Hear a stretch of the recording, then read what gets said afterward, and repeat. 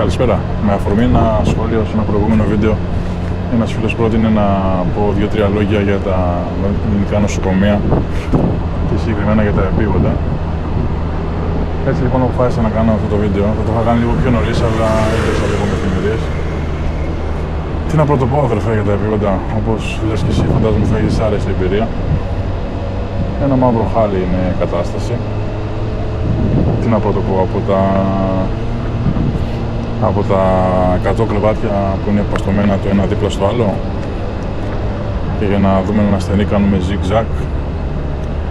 Θυμάμαι, τι άλλο να πω για τα παραβάν που δεν υπάρχουν στα μισά κρεβάτια ενδιάμεσα. Θυμάμαι όταν ξεκίνησα την ειδικότητα πριν κάποια χρόνια και κατεβαίνω κάτω στο χώρο εγώ είμαι χειρουργός, είμαι ειδικευόμενος χειρουργικής σε μεγάλο νοσοκομείο της Αττικής.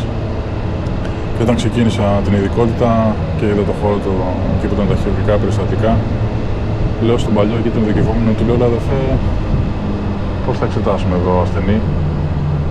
Δηλαδή, άμα θέλω, δεν υπάρχει παραβάν και θέλω το οτιδήποτε, να βάλω ένα καθετήρα μέχρι το οτιδήποτε. Μια κοπέλα να πει να την εξετάσω.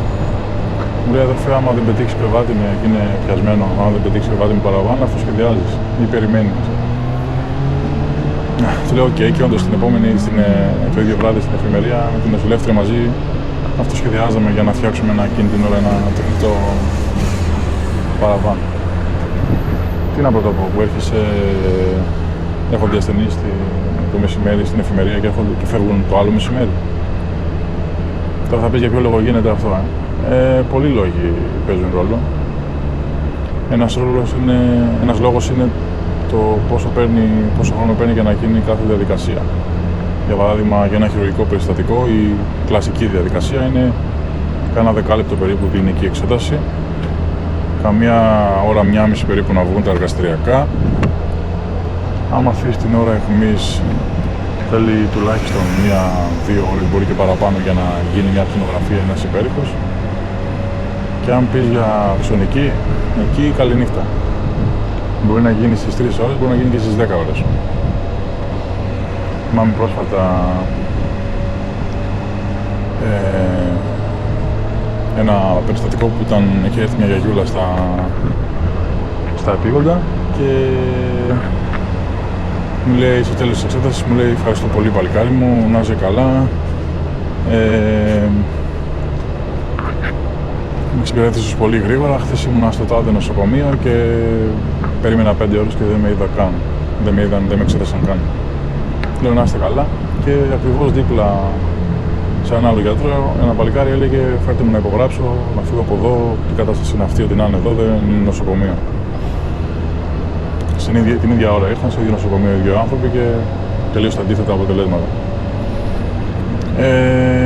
Ναι, αυτός θέλει να φύγει ο άνθρωπος γιατί περίμενε 3 ώρες και ακόμα δεν τον είχαν φωνάξει έξω για την αξονική. Τι να το πω τώρα εγώ, ότι στην προηγούμενη εφημερία ήρθε άνθρωπος 6 ώρα το απόγευμα και η αξονική έγινε το επόμενο πρωί. Τώρα γιατί γίνεται το επόμενο πρωί, εντάξει, δεν είμαι ακτινολόγος, αλλά σίγουρα παίζει ρόλο το πόσο ακτινολόγοι είναι εκείνη τη μέρα στην εφημερία, πόσοι υπάρχουν. Σκέψου δηλαδή να είναι 2 ακτινολόγοι, να είναι 50 αξονικές. Και κάθε αξονική δεν είναι ένα δευτερόλεπτο, σου πήρα αίμα και έφυγα. Θέλει ώρα για να γίνει και να διαγνωστεί. Οπότε σκέψου η τελευταία αξονική πότε θα γίνει και πότε θα διαγνωστεί. Τι άλλο? Εντάξει, παίζει ρόλο και ο ασθενής ο ίδιος, έτσι. Τη βαρύτητα του περιστατικού. Θυμάμαι, εγώ έχω μια ευαισθησία παραπάνω όπως καταλαβαίνετε παιδιά, στις μηχανές, όπου το τροχαίο με μηχανή, έχω μια ευαισθησία παραπάνω, ειδικά αν πρόκειται για νέο άνθρωπο. Συμπάσχω κατά κάποιο τρόπο, θα μπορούσα να κινήσω οποιοδήποτε δηλαδή. Και θυμάμαι, ήταν γεμάτο μέσα το δωμάτιο και μας παίρνουν τηλέφωνο από το ΕΚΑΒ ότι φέρνουν 3 άτομα που έχουν χάσει τις αισθήσεις τους μετά από τρακάρισμα με μηχανή και δεν είχαμε χρόνο να τους βάλουμε, οπότε βγάλαμε κάποια φορεία έξω στο διάδρομο, τα λιγότερο σοβαρά, αυτό που δεν υπήρχε κίνδυνος, και κάναμε χώρο, φωνάξαμε νοσηλόγους για να γίνει διασωλήνωση και σχετικά και κάναμε χώρο για να μπουν τα φορεία. Και έρχεται ένας κύριος μέσα και άρχισε να φωνάζει, να ορίεται και εμένα πότε θα με βάλετε. Με ύφος έτσι λίγο αυτό και του λέω δεν βλέπετε τι γίνεται, ξέρω εγώ, ότι η ΒΕΚΑ μας πήρε τηλέφωνο και τα σχετικά. Του λέω τι έχετε και είχε μια γρατζουνιά από γάτα στο χέρι, ας πούμε.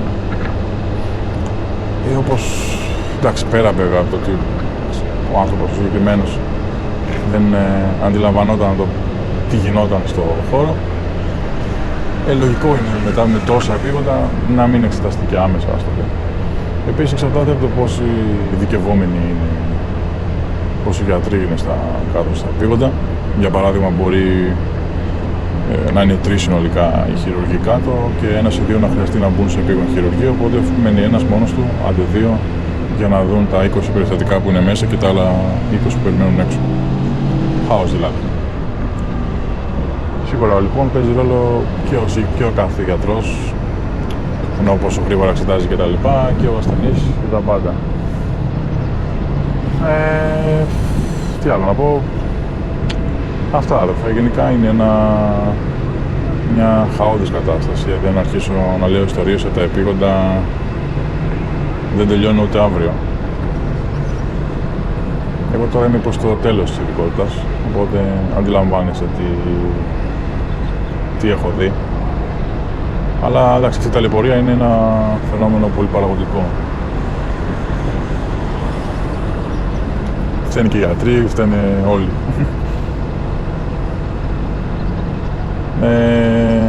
Αυτά, δεν ξέρω αν παρέλειψα κάτι, ήταν σύντομο λίγο το βίντεο. Ελπίζω να σε κάλυψα. Αν έχεις κάποια απορία ή οποιοδήποτε άλλος θέλει να προτείνει κάτι για να πω εγώ αν ξέρω και όπως το ζω εκ των έσω, με τα χαράς. Αυτά παιδιά, καλή συνέχεια.